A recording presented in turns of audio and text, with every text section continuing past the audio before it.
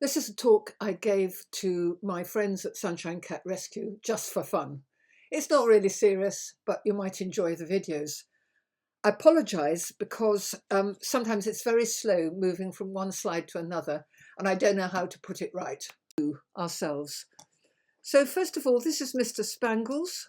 He's a Sunshine Cat Rescue foster cat, and this is him doing his washing. He was absolutely scrupulous about washing. He washed every single morning and he washed every single night, and he washed a lot in between too. And he used to work his way from the top of his body right down to the end, including his tail. So when I get up in the morning and I think, oh God, I'm too tired to bother to have a shower, I can remember Mr. Spangles and keep good bodily hygiene.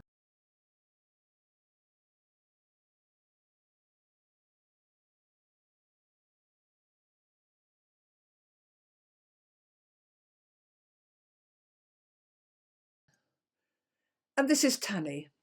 Tanny was a little kitten who was found wedged in a barn with a dangling front leg. She'd obviously been in some kind of road traffic accident. She came to me about 2 days after having her leg off, and she was completely unfazed by it. She played, she jumped, she climbed onto furniture. So Tanny really was an inspirational foster kitten. And I think I learnt from her to try to be brave and indeed try to be bold and even try to have fun when things aren't going right.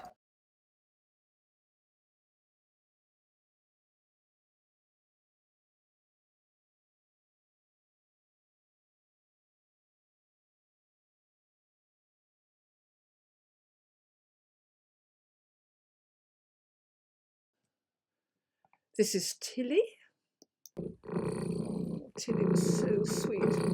She had the loudest purr ever, and she used to sleep near me. And if I put out a hand in the middle of the night, which is what I'm doing now, and tickling her tummy, I could hear this very loud purring back. So, what's the message that Tilly gave me for my life?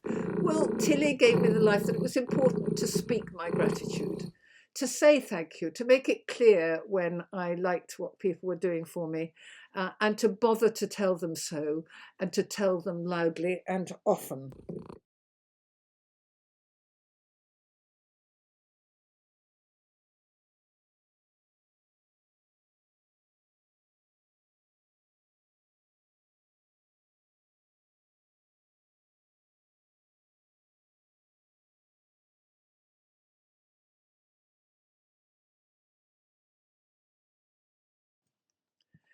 This one isn't a rescue cat, as far as I know. But I was walking in the Severn Canal and I saw this cat balancing on this very narrow bit of fencing. And it reminded me how important it is for us oldies to practice balancing.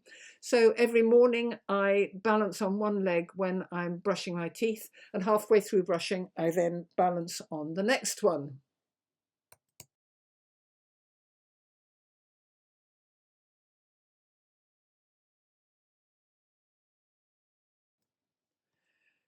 Tommy, here's Tommy.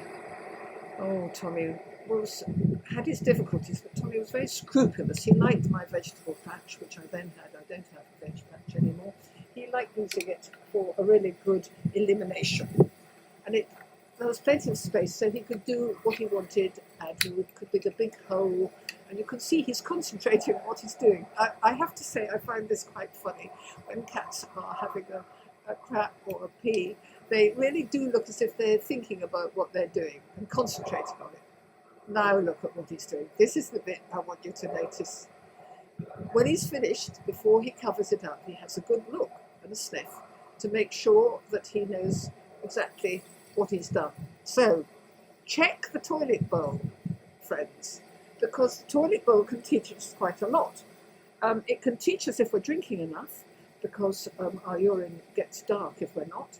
And it can teach us also, we need to look out on his stools to make sure there's no blood in our stools, which is a sign that we need to go to the doctor.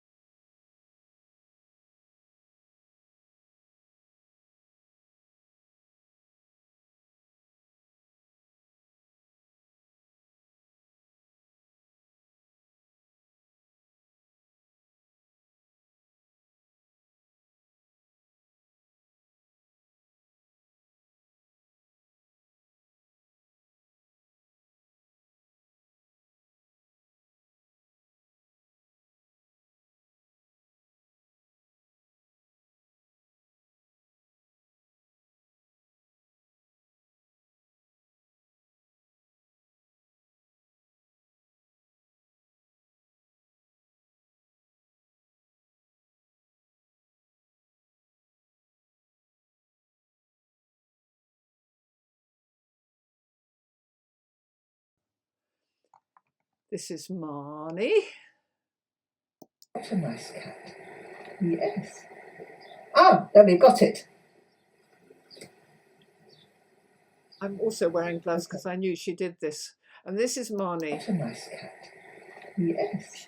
What she hates is there being we got touched in the rest of her body. She didn't much like being touched around her face, but she did. She'd accept a bit of a stroke around the face, but once your hand got further down her body, it was clear she was going to stop us. So I guess what the lesson from Marnie is one that I didn't learn when I was a young woman being groped, because in those days I worked in a newspaper office and I had to put up with being groped because the groper was my boss. So nowadays you don't have to put up with groping, and that's the lesson I would like to say to all younger women and perhaps even some younger men. You don't have to, things have changed, you don't have to put up with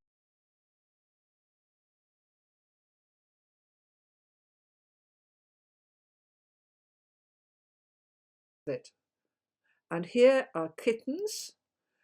This is Conrad and Cookie, I think.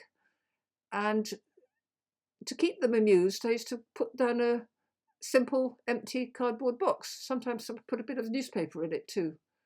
And they could play with this box for ages. They could play sort of group games, or one would play with the others. They'd sometimes bite a bit of the cardboard. And I guess the lesson from Cookie and Conrad is that we can have fun without spending money. We can do things like walking or watching a sunset or looking at wildflowers or looking at flowers in other people's gardens. Doesn't cost you anything, and it's a lot of ways to make our life more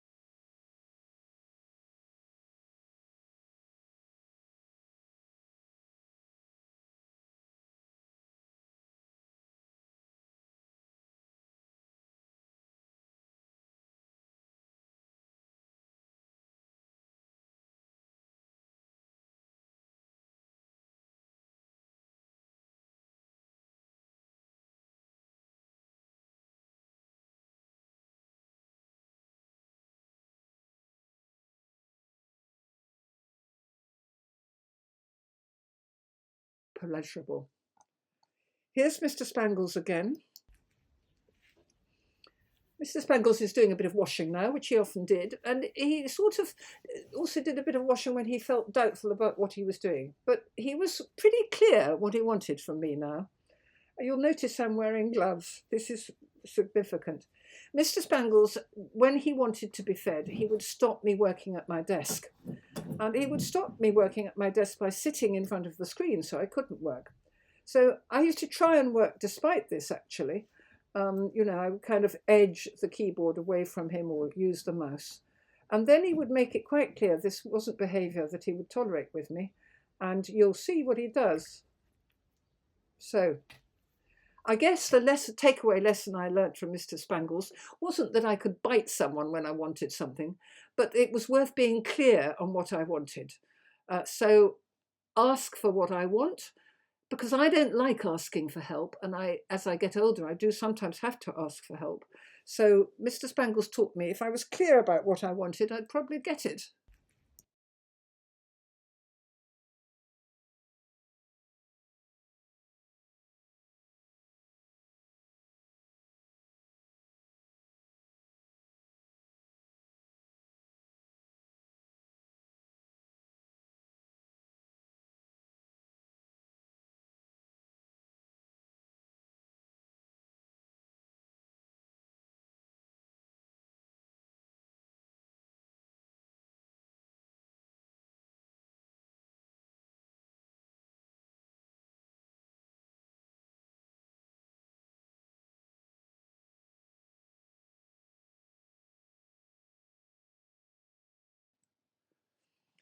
Here's Toby the ginger Hello. and Abby the tabby. Now, Hello. Abby's young and I taught her this trick pretty easily. Toby was definitely middle-aged when I taught it. In fact, he was probably a bit older than middle-aged. But he learnt it too. He learnt it really as quickly as she did. So what's the takeaway lesson from Ginger Toby? The takeaway lesson is that you can learn stuff even if you're old, and you can be open to new ideas and new thoughts even if you're old. It's quite difficult, I find this, but I do try and do it.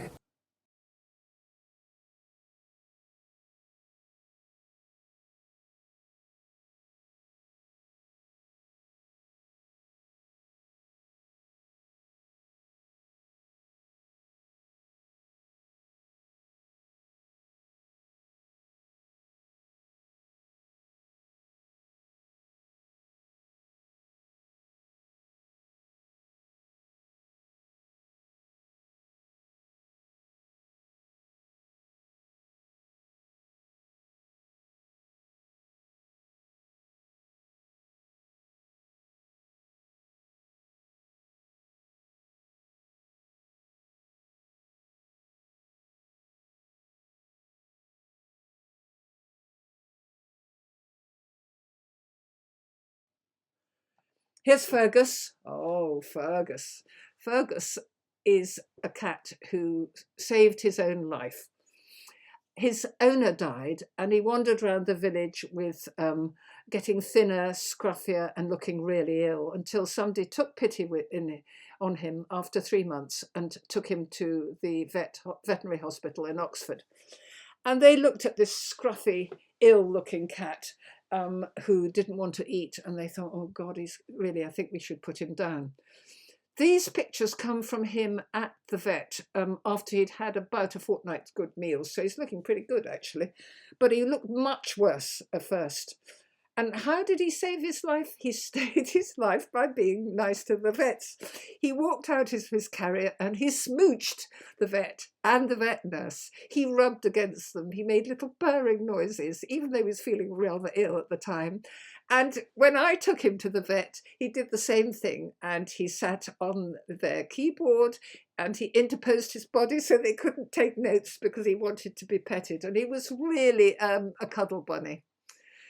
So instead of putting him down, Oxford Veterinary Hospital rang Sunshine Cat Rescue and said, would you pay for some investigations and maybe some treatment? We said we would.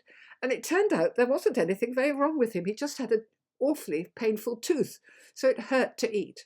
So they pulled out the tooth and he started eating and he found a nice home. But it was his being nice to people that saved his life. So that's the lesson.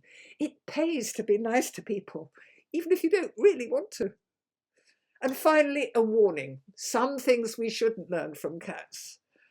This is Toby really again. Made me really worried. And he's doing unmentionably horrible things to a mouse. He's playing with this luckless mouse who was only half dead, I'm afraid to say. And then finally he would actually kill it.